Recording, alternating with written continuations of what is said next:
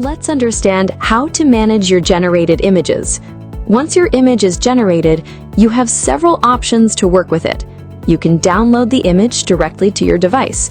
You have the option to create a video. Click on Create Video, and it will take you to the video generation tool where you can animate your image. Next, let's see how to access your generated images. Go to History, and then open the Images tab. Here, you'll see all the images that have been generated. If you want to view only your own images, switch to Me mode. Inside History, you can manage your images in multiple ways. You can mark images as favorites, edit the image, copy the prompt used to generate it, download the image again, create a shareable link, modify content visibility between private or public, and even delete the image.